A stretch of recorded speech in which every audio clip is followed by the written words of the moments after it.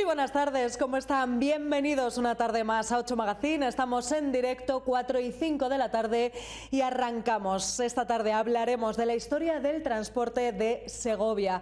Lo haremos a través de un libro publicado por la Agrupación Segoviana de Empresarios del Transporte.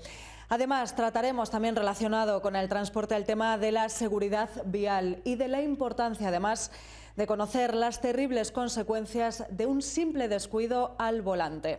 Además, también las inscripciones para la leyenda continúa, ya están abiertas, ya están disponibles. Es esa concentración motera invernal internacional que se volverá a celebrar el próximo año en Cantalejo. Todo esto y mucho más después, como siempre, de la actualidad del día.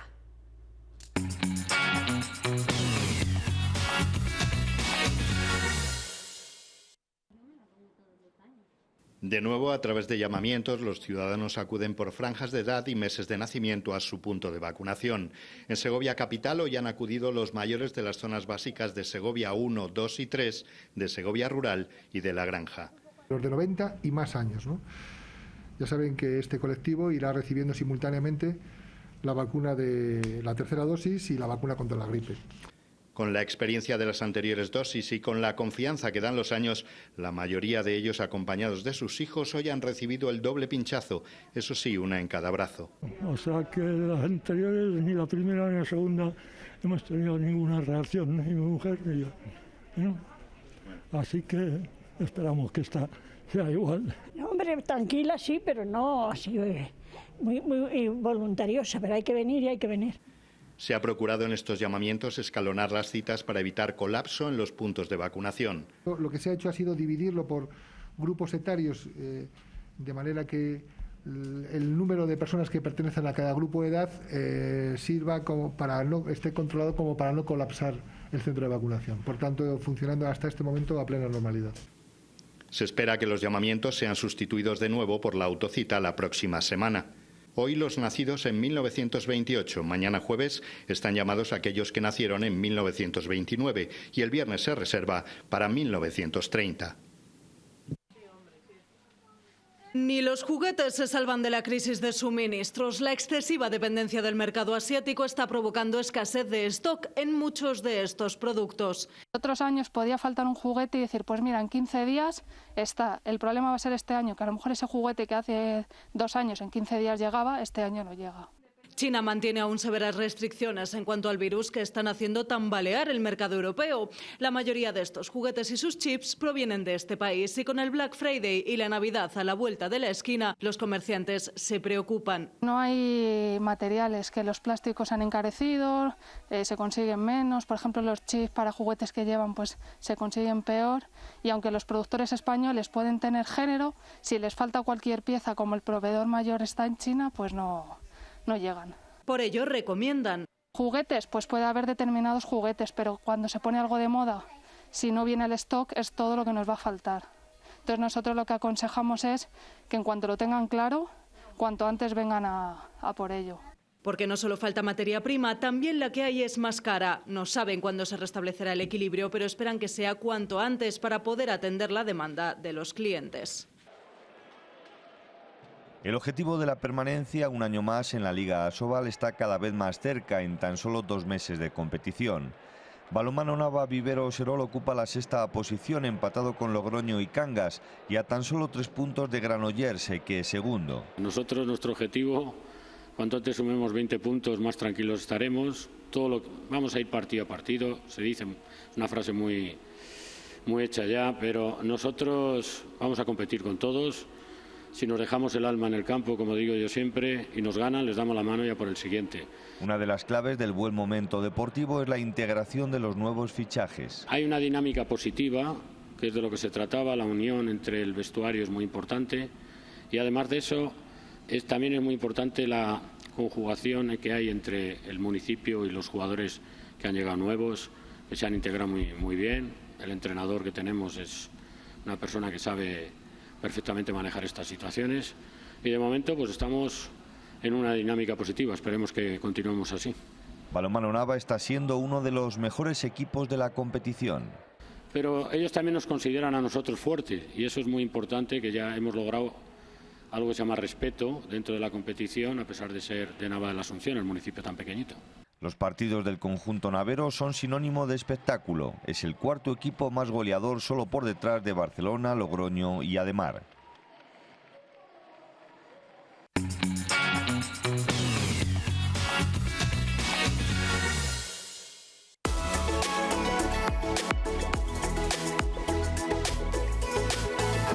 Vive una experiencia única en las tiendas Porcelanosa. Descubre diseños exclusivos y una amplia gama de productos innovadores. Nos adaptamos a tu presupuesto. Y ahora aprovecha los días Porcelanosa del 15 al 30 de octubre y disfruta de unos descuentos muy especiales. Renueva tu hogar al mejor precio. Porcelanosa, siempre cerca de ti.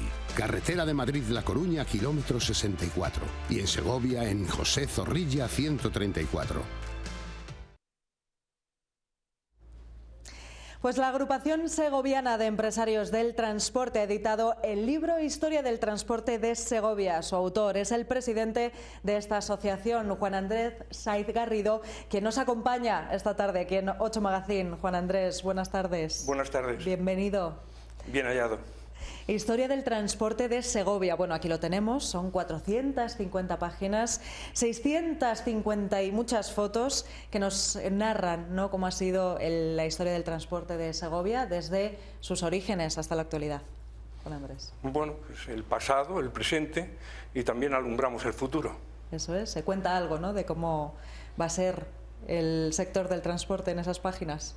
Bueno, no sabemos exactamente cuál es el futuro que nos espera, implica una incertidumbre, como no puede ser de otra manera, pero hay que retomar la ilusión y hay que, si hemos superado con fuerza la crisis del 2008, esta de la pandemia también la tendremos que afrontar. Claro que sí. Juan Andrés, ¿cómo ha surgido esta publicación? ¿Cuál es el germen? ¿Cuál es la idea?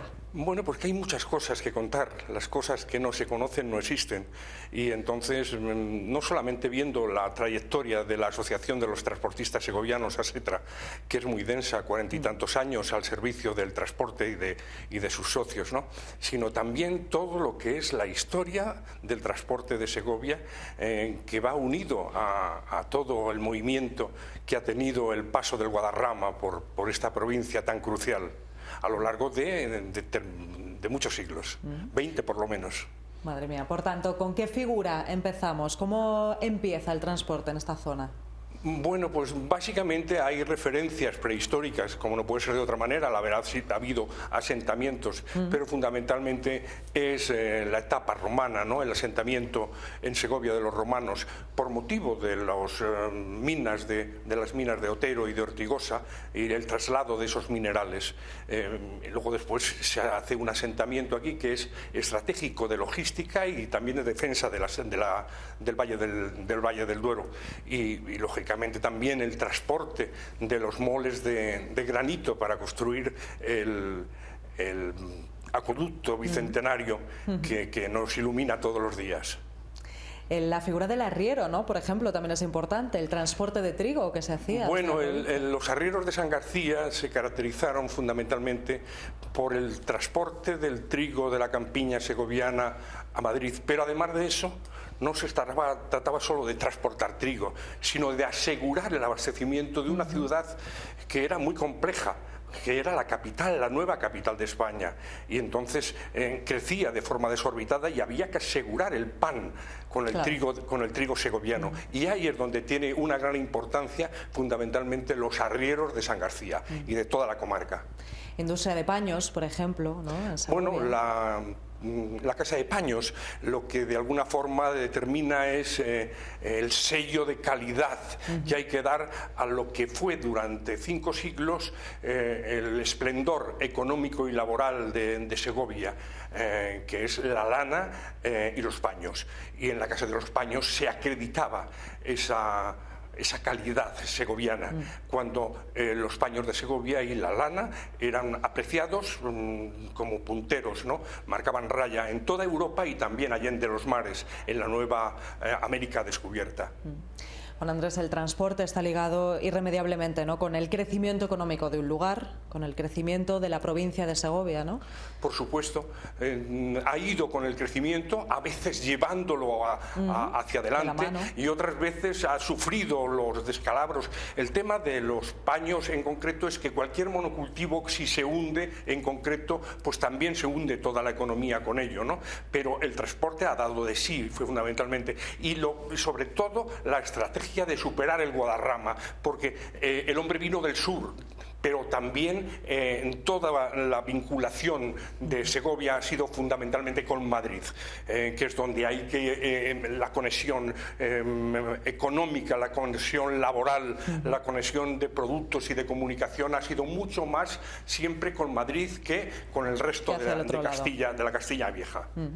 Se habla en este libro también de hitos importantes relacionados con el transporte en Segovia, por ejemplo, en el momento que se elige, ¿no?, la granja como lugar de descanso vacacional de los reyes, o el acueducto como monumento nacional. Todo esto activa el turismo, ¿no, Juan Andrés? Claro, y activa el transporte. Claro.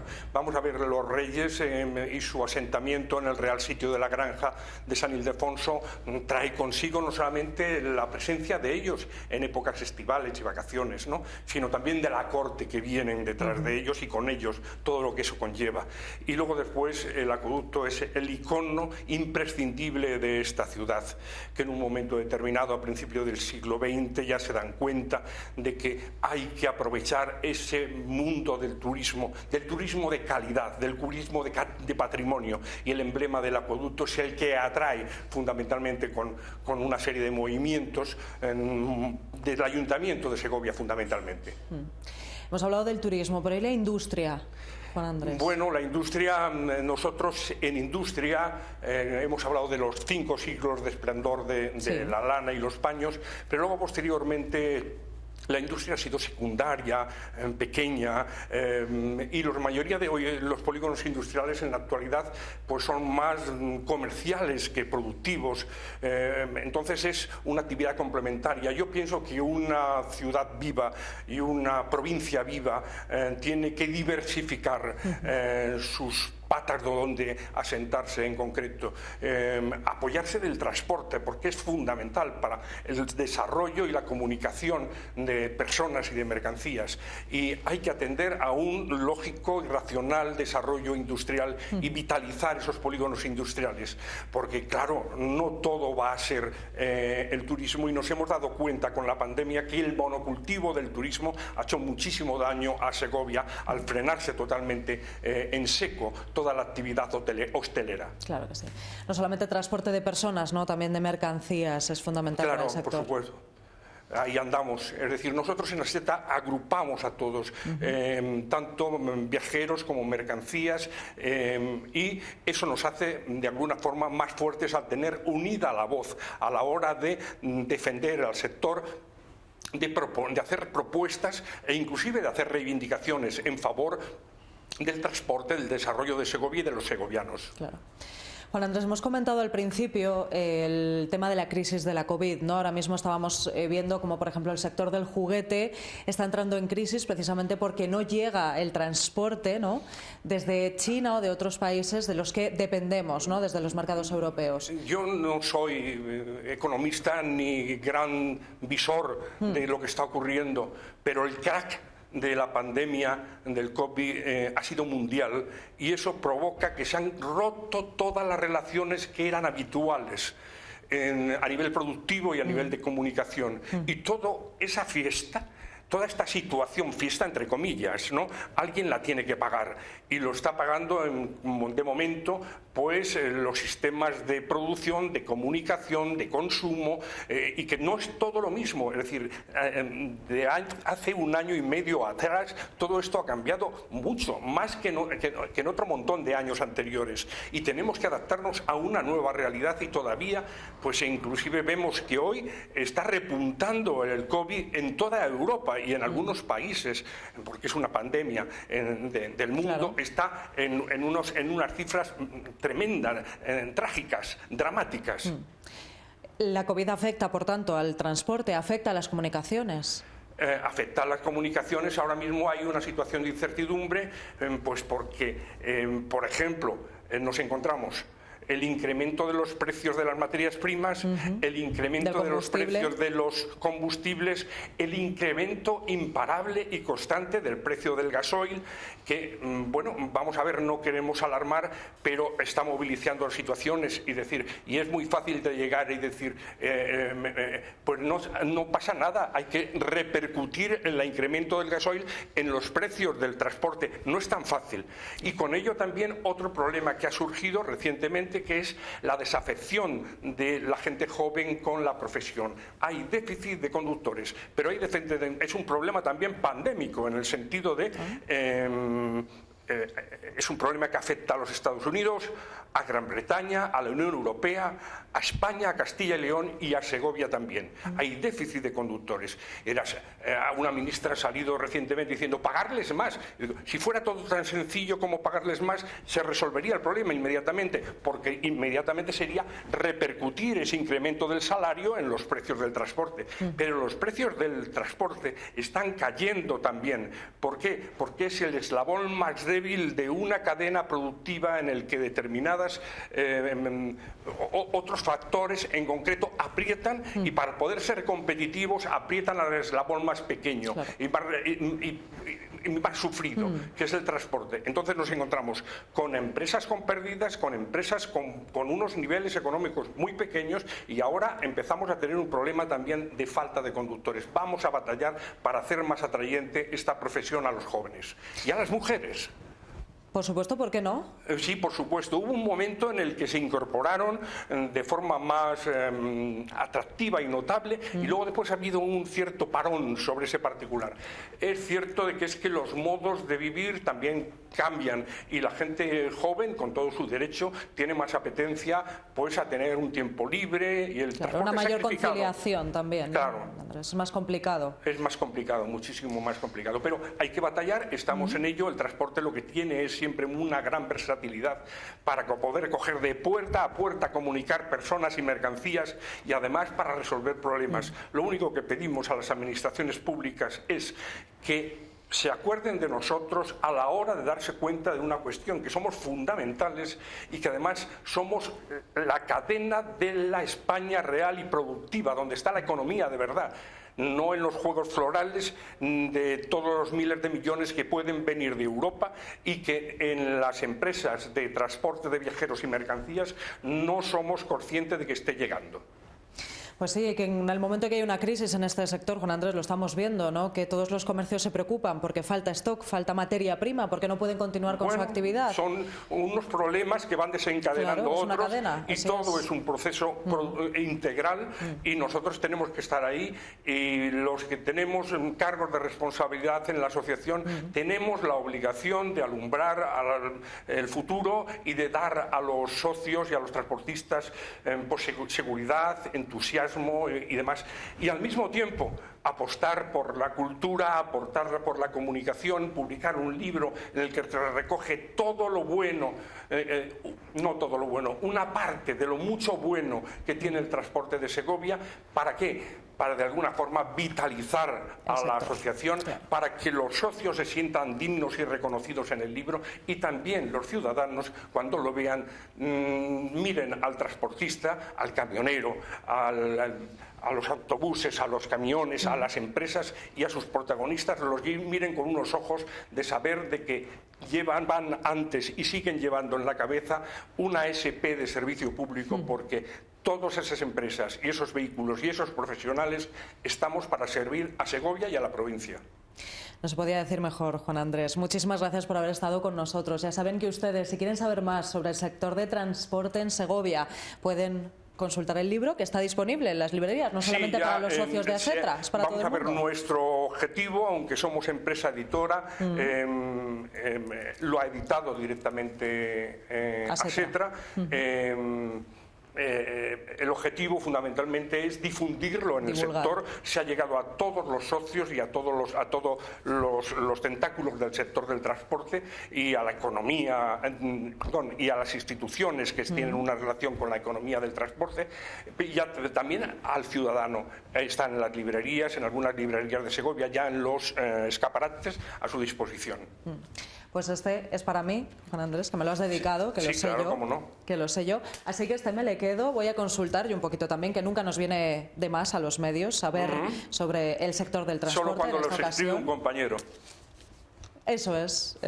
Hay que saber, hay que informarnos, ¿verdad?, para poder hablar con claridad, en este caso sobre el sector del transporte. Juan Andrés, muchísimas gracias. Muchísimas gracias, Carlota, por haber estado con nosotros. Un verdadero placer y ustedes ya saben, tienen esta publicación disponible en las librerías segovianas. Gracias. Nos vamos a publicidad, volvemos en 5 minutos. Hasta ahora.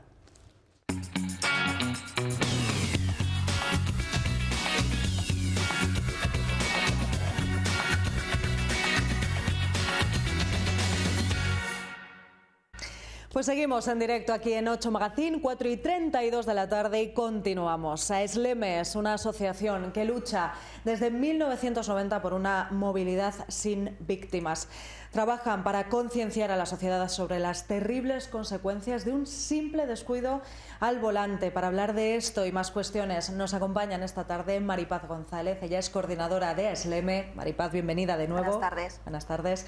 Y Raquel de Frutos, concejala de Movilidad y Transportes del Ayuntamiento de Segovia. Raquel, buenas tardes. Bienvenida. Bueno, pues vamos a hablar de AESLEME. Desde 1990, hemos dicho, es decir, desde hace ya 30 años, llevan concienciando sobre las lesiones graves derivadas de los accidentes de tráfico. Maripaz. Sí, aquí lo creó Marco Hoyos, ya es tetrapléjica por un siniestro que tuvo en el año 87, por una distracción del conductor. Y bueno, empezó Mar a dar charlas de concienciación en los colegios y en los institutos, y ya estamos repartidos por toda España, y nosotros estamos preparados en educación vial, en leyes, en cómo prevenir, y luego siempre normalmente contamos nuestra experiencia, lo mal que lo ha pasado tu familia, y yo, como siempre digo, la llamada, que llamen a tu casa diciendo que has tenido un siniestro, eso es lo peor para unos padres. Desde luego es la asociación AESLEME para el estudio de la lesión medular espinal. Y trabajáis, como decíamos, por la prevención de lesiones graves por siniestros viales, ¿no? Lo que te puede cambiar, nos decías, Maripaz, la vida en un segundo, ¿no? La vida te la destroza. Ellos son 26 años ya en silla de ruedas, que es mucho más tiempo en silla que andando, porque tuve el siniestro siendo pequeña, yendo de pasajero. Y todavía yo sigo, por ejemplo, en mi caso, fue por no llevar un cinturón de seguridad. Y todavía hay chavales que te dicen que ellos no se ponen el cinturón de seguridad. El otro día nos decía una niña que porque confiaba mucho en su madre, y su madre conducía muy bien, pero es igual, te tienes que poner el cinturón de seguridad o un casco, que están tan de moda ahora los patinetes eléctricos, esto de movilidad personal. Han subido los traumatismos craneoencefálicos y las lesiones medulares gracias a ellos. Vamos a ver, primero hay que regularizarlo, ya están regularizados, y hay una cosa que se llama casco, hay que ponérselo, hay que ponérselo siempre.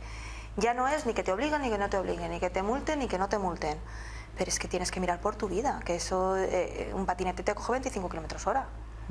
Entonces es que, y por tu vida, que sepan que están considerados vehículos, tienen que ir por carril bici, no pueden ir por las aceras, igual que una bicicleta, determinadas cosas para evitar siniestros tanto en las aceras con las personas mayores y no tan mayores, y con ellos mismos se tienen que proteger y tienen que saber unas normas básicas de circulación.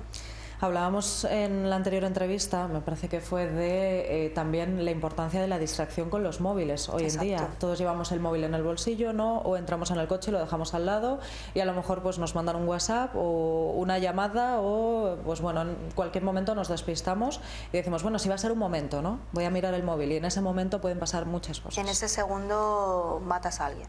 El móvil ahora mismo está provocando el 50% de los siniestros viales que tenemos en carretera. Ahora mismo, gracias al móvil, tenemos el 50% de las muertes en carretera. Es una verdadera barbaridad. Como yo siempre digo, es la nueva droga que está viniendo. Parece que no podemos vivir sin ese WhatsApp, no es tan importante. Parece que no podemos mandar sin subir esto al Facebook, lo tengo que mandar ya. ¿Pero por qué? Esos 5 segundos pueden esperar. Esos 5 segundos te pueden salvar la vida. Que es que en un segundo de 90 km/h se recorren muchísimos metros. Que es que nos tenemos que dar cuenta de eso. El problema que hay es que todos pensamos que esto les pasa a los demás. Nunca pensamos que esto nos puede llegar a ocurrir. Pero es que esto ocurre. Pues sí, los accidentes de tráfico, ¿no? Según la DGT, son la principal causa de muerte entre los jóvenes. Fíjense, la principal causa de muerte entre los más jóvenes. Y lesiones graves de por vida. desde los 15 a los 35 añas, lesiones graves de por vida. O sea, estamos hablando que es muchísimo. Y por ello AESLEME trabaja, ¿no?, para concienciar y sensibilizar, sobre todo entre los más jóvenes, de la importancia, ¿no?, de la seguridad al volante. Les decía que nos acompañaba también Raquel de Frutos, ella es concejala de Seguridad y Movilidad, sí, Raquel, del Ayuntamiento de Segovia. Raquel, vosotros colaboráis también con Maripaz, ¿no?, con AESLEME, para concienciar a los más jóvenes, es decir, charlas, sobre todo en los institutos, ¿no? Sí, efectivamente. Lleva mucho tiempo desde la Concejalía de Seguridad y Policía Local, concretamente tiene un área de tráfico y además desde el Parque Infantil de Tráfico, que lleva funcionando un montón de años, muy conocido en esta ciudad, sí, y muy implicada activamente en lo que es la educación vial y la seguridad vial. Este año, después de la pandemia, hemos vuelto a retomar toda esa educación vial y la seguridad vial, tanto en educación primaria como en educación secundaria y en los institutos. Hay que concienciar, evidentemente, como bien decía Maripaz, creo que es fundamental este ayuntamiento, la Concejalía de Seguridad, lógicamente con AESLEME, con las autoescuelas, el informar e ir a los centros educativos desde muy pequeños, el decirles lo que tienen entre manos, creo que forma parte de su propia educación, porque los riesgos les tenemos en el día a día. Y desde pequeños, con cualquier mecanismo, la bicicleta, como bien decía ella, actualmente los vehículos de movilidad personal y cualquier distracción puede ocasionar grandes peligros, no solamente a ellos mismos, sino a los demás. Desde luego, Policía Local lleva trabajando activamente mucho tiempo y desde luego cuenta con la inestimable colaboración, por supuesto, con AESLEME, con la propia policía, que también acude conjuntamente para informar pues desde los 6 años, 7 años, hasta chavales de 15 y 16 años que ya se empiezan a mover con un tipo de vehículos, y recordarles lo que tienen entre manos y lo que les puede ocasionar una distracción o un comportamiento no debido. Pues sí, Raquel, porque efectivamente con 15 y 16 años no podemos coger un coche, ¿no? Vamos a decir, no debemos. No debemos. Otra cosa que no se pueda. Eso es, no debemos coger un coche, pero bueno, a lo mejor ya el carnet de moto, ¿no? O bueno, pues vivo en el pueblo y voy a ver si me puedo comprar una pequeña motito y me doy una vuelta por aquí. A lo mejor pues cometo alguna imprudencia que todos de jóvenes, ¿no?, pues nos hemos creído invencibles. Pero luego llega efectivamente ese shock que significa un accidente de tráfico local. Efectivamente.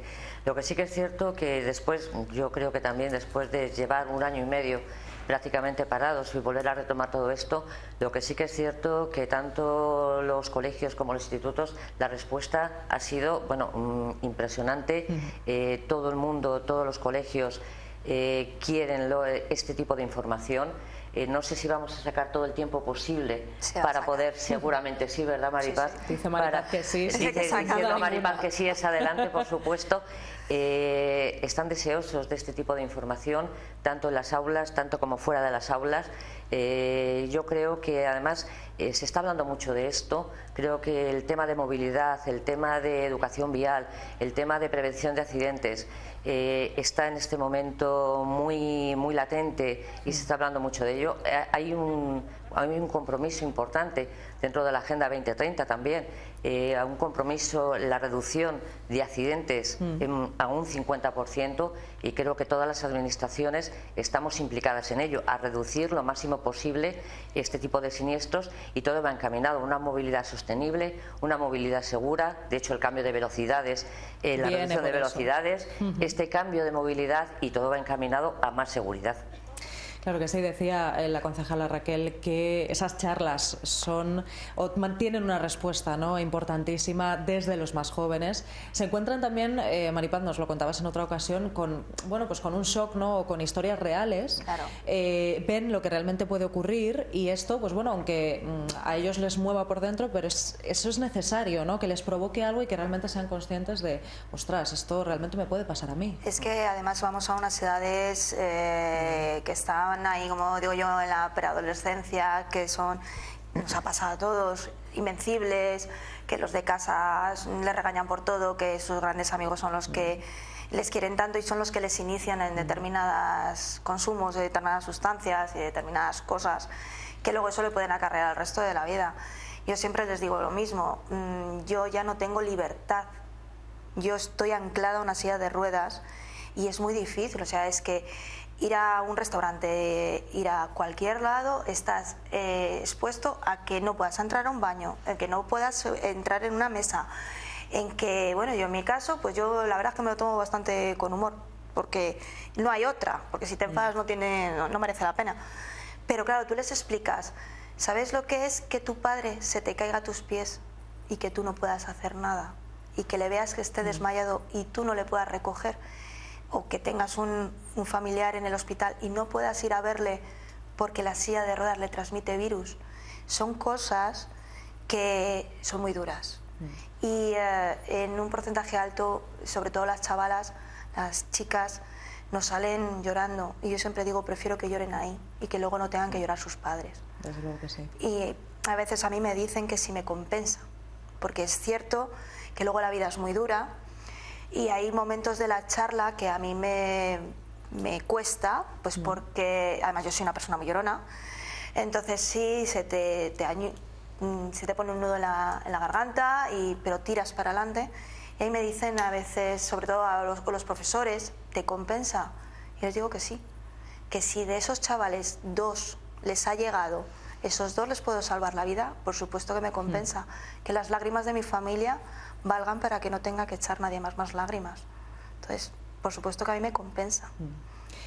Raquel, es necesario, ¿no?, contar con testimonios y con personas tan valientes como es Maripaz, que yo no sé ya cuántas veces hemos recibido aquí, pero siempre con muchísimo gusto, para que efectivamente, si nos están viendo desde casa, pues a lo mejor también se les remueve algo por dentro, ¿no? Y dicen, pues mira, iba a coger, tenía pensado este fin de semana coger el coche a lo mejor o hacer alguna tontería, y se acuerdan de lo que estamos hablando esta tarde aquí y ya no lo hacen, ¿no? Es fundamental, porque no es lo mismo que te estén contando, se lo cuente yo, o se lo cuente un profesor, o se lo cuente otro educador, a que se lo cuente una persona en primera persona, y te puede pasar a ti, ella lo ha vivido, lo están viendo y lo cuentan, ¿no? Esto pasa, y esto me ha pasado a mí, y lo están viendo. Y de hecho yo he participado en alguna charla que ella ha dado, y desde luego no es lo mismo que te lo cuente alguien ajeno a que te lo cuente esa persona. Es fundamental, y desde luego lo vuelvo a repetir, poder contar con Maripaz, con Esleme, en este tipo de testimonios, claro que les queda pozo, y por lo menos, aunque sea un 10% en el que le queda pozo, lo hablábamos hace un rato, ¿verdad, Maripaz? Ese 10% también lo va a transmitir a los que tienen a su alrededor, a sus familiares, con lo cual hacemos un efecto que es amplificador. Una cadena, ¿no? Y vamos ganando, y con lo cual seguiremos ganando, y a lo mejor al siguiente es un 20, un 30 y vamos ganando. Es fundamental. Desde luego, y de la manera tan humana que lo cuenta Maripaz. Nos tenemos que ir rápidamente a un anuncio, Maripaz, pero sí que me gustaría decir las fechas de esas charlas para saber dónde se van a hacer, y sobre todo ese anuncio que veníais a dar, ¿no?, que se recuperan esas charlas después de este año complicado de pandemia. De nuevo volvéis. Sí, por supuesto.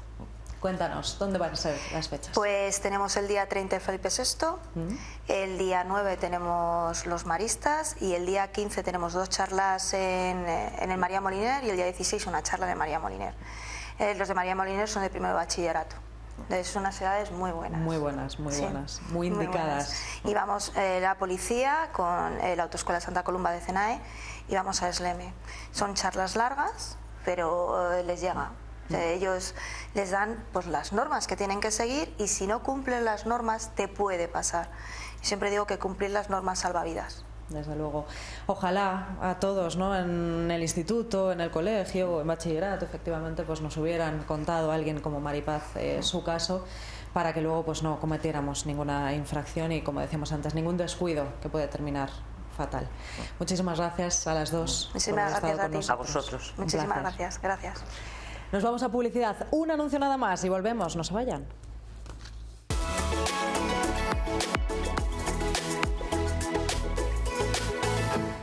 Euromaster La Unión, expertos en neumáticos y mecánica rápida, mantenimiento integral del vehículo, revisión oficial, autodiagnosis, pre-ITV, alineaciones, mecánica en general. Calidad, profesionalidad y confianza son nuestras señas de identidad. Este noviembre no te olvides de hacer la revisión de tu coche en Talleres Euromaster y llévate hasta 80 euros en premios solo por cambiar tus neumáticos Michelin. Neumáticos La Unión, en manos de expertos.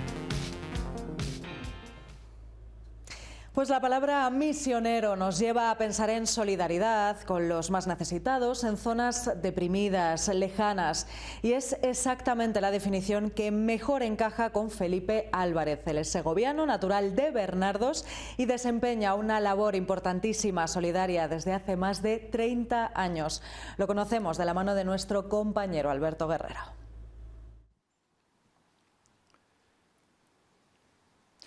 Saludos, Carlota, buenas tardes. Hoy vamos a presentaros a un segoviano, podríamos decir un segoviano por el mundo, quizá un segoviano que lleva muchos años trabajando fuera.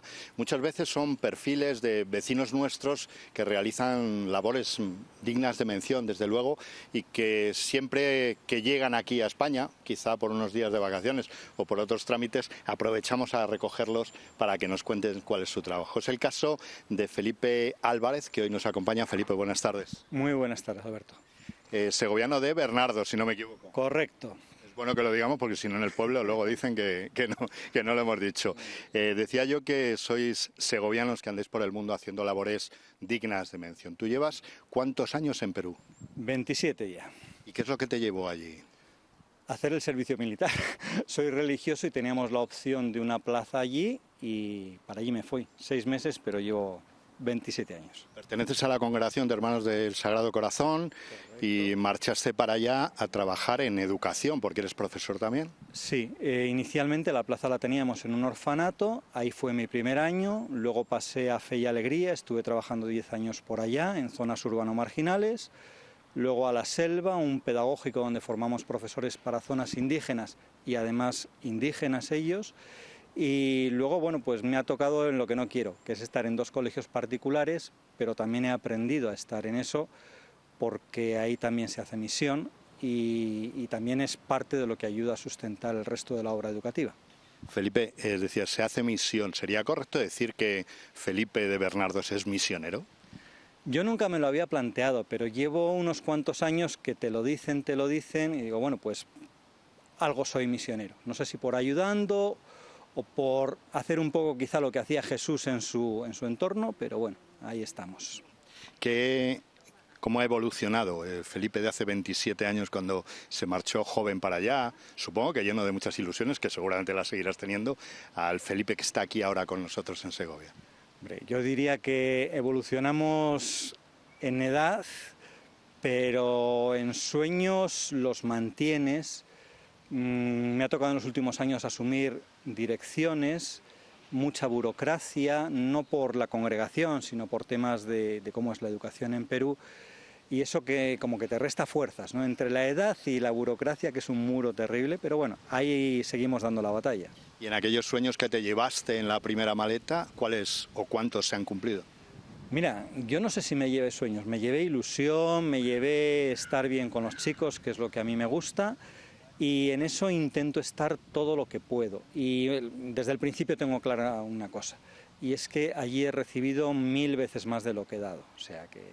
Has aprendido mucho de los chicos. No sé si más en zonas muy marginadas, decías incluso centros escolares, si lo podemos llamar así, en zonas de selva.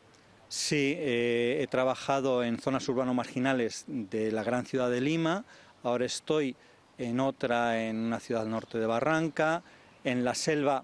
Pues ahí diríamos que todo es pobreza marginal, pero luego sobre todo cuando vas por los caseríos donde vas dejando profesores, vas a visitarlos, vas conociendo y conviviendo con la gente. La última obra que asumimos es todavía más al fondo de la selva, entonces todas estas cosas son fuertes y llenan.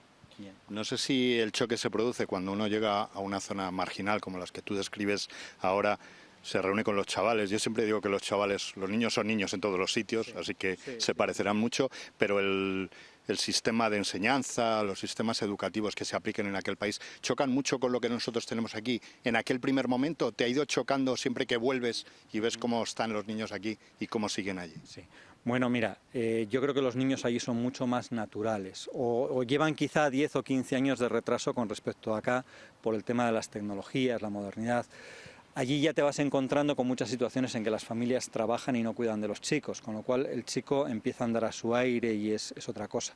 Por eso que mucho mejor es en zona rural, en ámbito de selva, por ejemplo, yo lo prefiero. Pero los temas educativos y los profesores es diferente porque los niveles culturales, académicos y profesionales allí son mucho más bajos. Yo cuando fui allá tenía reuniones y capacitaciones con mis maestros y con directores y me escandalizaba de ver cómo escribían todo lleno de faltas de ortografía, por ejemplo. Los profesores. Y los directores. Sí, efectivamente. O sea, que habría que empezar enseñando por arriba.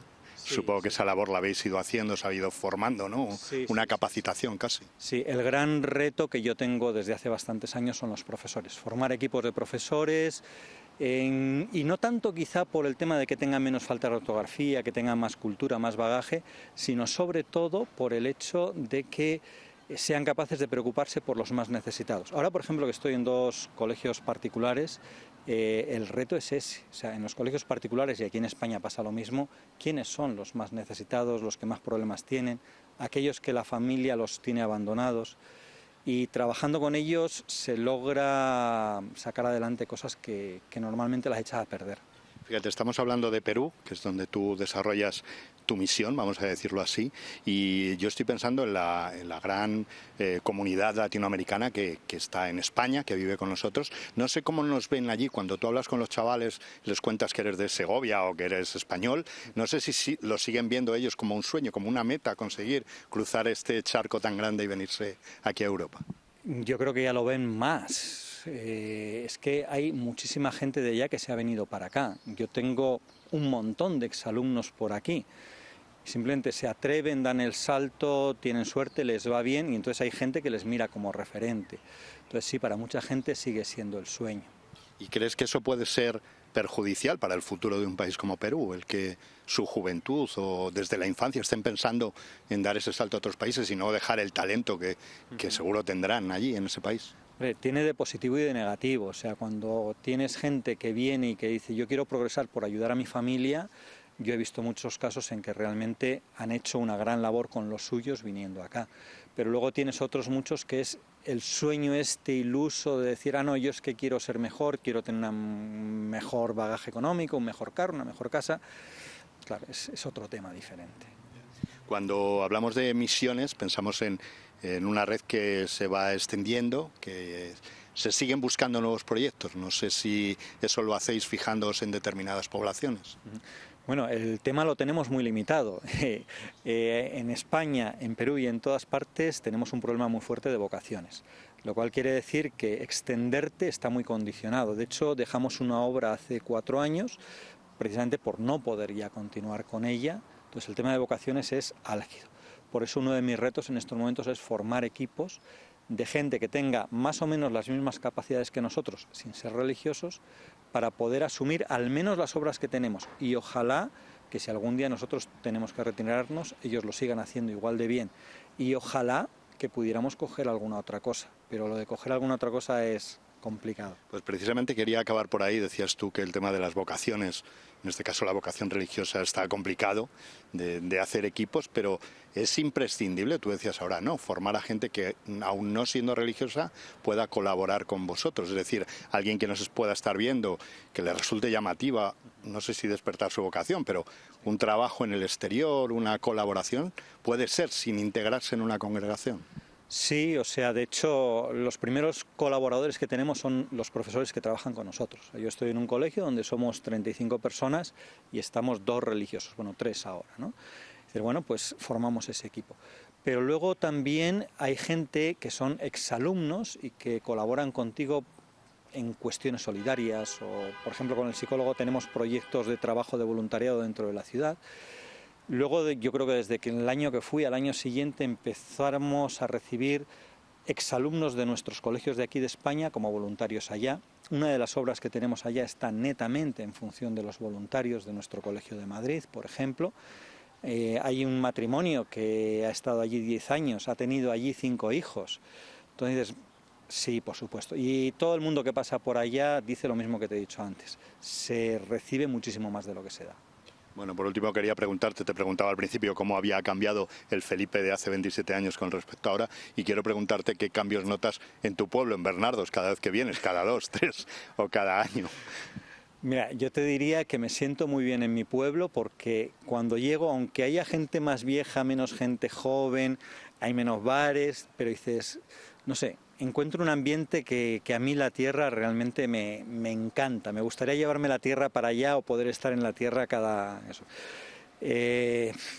Yo creo que el principal cambio es ese tema de la edad de la gente, que va desapareciendo gente muy mayor. Así son los pueblos de Castilla, ¿no? Y me da un poquito de pena, pero me da una alegría terrible encontrarme con la gente que conozco. Sí, totalmente. Bueno, por último, no sé si te lo han hecho alguna vez allí, alguno de los chavales, pero si alguien te lo preguntara qué es ser segoviano, ¿cómo le explicas a un chaval peruano qué se siente con ser segoviano o qué nos diferencia? Sí. Mira, no se lo explico.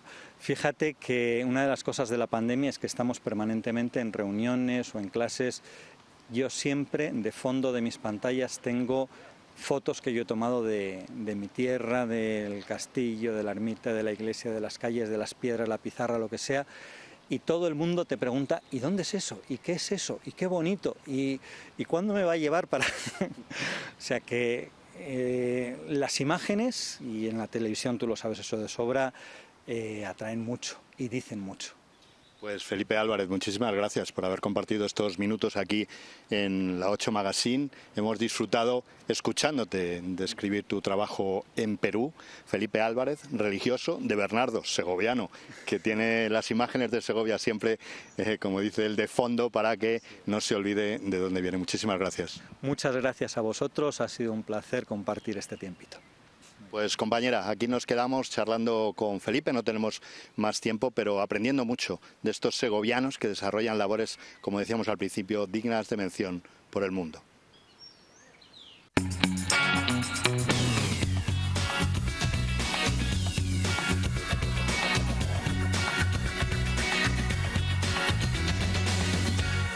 Pues 5:04 de la tarde, nos queda un poquitín de programa y seguimos aquí en directo en 8 Magazine. La leyenda continúa. Después de un año en blanco vuelve esta concentración motera invernal internacional que se celebra en Cantalejo. Será del 6 al 9 de enero de 2022 y ya están disponibles además las inscripciones. Me acompañan Mariano Parellada, el expresidente del motoclub La Leyenda Continúa. Mariano, buenas tardes, bienvenido. Gracias. Y Félix de Santos, vocal de la Junta Directiva. Félix, bienvenido, buenas tardes. Buenas tardes.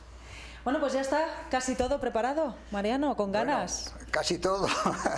Está preparado lo que se puede preparar hasta ahora. Lo gordo que decimos. Lo gordo, los patrocinios, el programa, muchos contactos, muchos acuerdos, muchos convenios y reservar todo para que llegado ese día todo funcione como tiene que ser. Luego, lo último es el montaje de las instalaciones, que sabéis que aunque disponemos de un espacio muy agradable que nos cede el Ayuntamiento de Cantalejo, pero hay que revestirlo, hay que montar muchas carpas, muchas casetas, muchas indicaciones y escenario y demás para que todo funcione, y eso ya se hace los últimos 20 días prácticamente. Empezamos ya el trabajo de campo, como yo digo. Con el montaje. Bueno, para que la gente venga, ¿no? Y para que esos 9.000 moteros, siempre andábamos, le preguntaba yo a Mariano, la última edición, que por cierto no fue la del 2019, sino la de 2020, o sea, celebrasteis la concentración y después ya, un poquito después, nos metimos todos en casa. 2021 no pudo ser. Efectivamente. Y en enero de 2022 pues va a ser 2 años que han pasado de la última edición. Y hay que volver a renovar los vínculos y la verdad es que hay mucha expectación. Hemos dado cuenta que los motoristas tienen muchas ganas de salir, de viajar y sobre todo de vivir la concentración que no se pudo celebrar en enero pasado, la suspendida por la pandemia. Casi 40 años.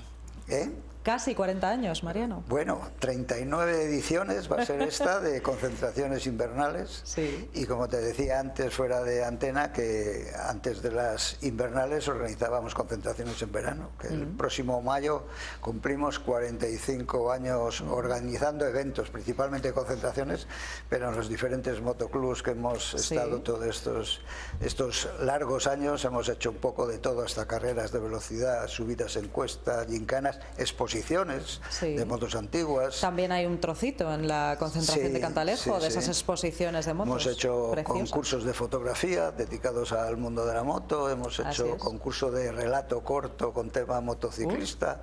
La verdad es que hemos tocado todos los palos. Ponemos stand en las ferias de la moto, asistimos a grandes premios, a otras concentraciones. Bueno, hay mucha diversidad de actividades durante todo el año en las que el club participa u organiza.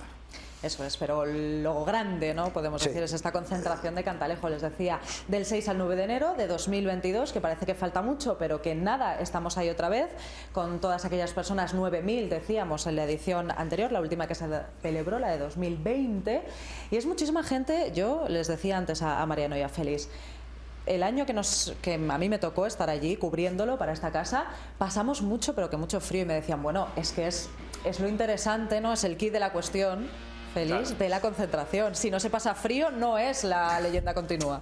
Evidentemente, por eso se llama invernal. Claro. Y pingüino asociado precisamente a ese tipo de clima. Es el atractivo que tiene, que no tiene hacerla en verano. Porque el ser motar es también saber sufrir.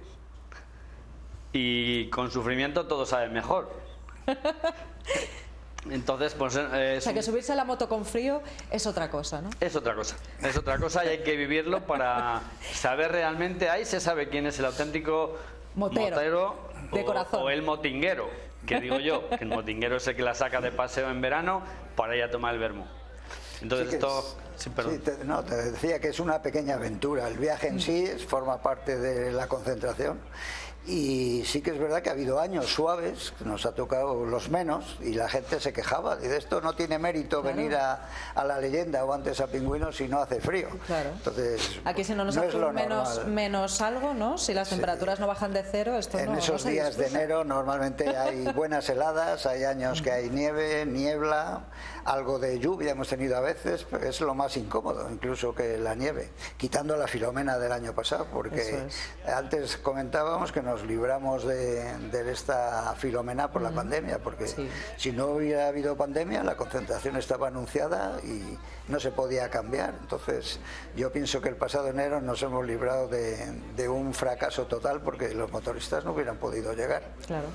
Bueno, vamos a disfrutar de las actividades que tenemos siempre, ¿no? Como son las rutas, como son los conciertos, como son esos caldos calentitos también que nos dan la vida allí en la concentración, de las acampadas, del desfile de antorchas, por supuesto, en honor a los motoristas fallecidos. Muchas actividades, ¿no?, que se repiten en esta ocasión. La verdad es que el programa es prácticamente inalterable. Cambian pues los grupos musicales que contratamos cada año, cambian los visitantes importantes, los premios Leyenda de Oro y Leyenda de Honor, cambian los conferenciantes, que es una parte muy importante de la concentración, las charlas, coloquios y conferencias con presentaciones del libro. Este año tenemos de momento 5 conferenciantes súper interesantes y súper famosos, entre ellos Miquel Silvestre, que tiene un programa de viajes en la 2, viene también Sonia Barbosa, una asturiana que está dando también la vuelta al mundo, viene Carlos Bretons, un catalán, Gustavo Cuervo, archiconocido y ya repite una vez más en la concentración, y alguna sorpresa más.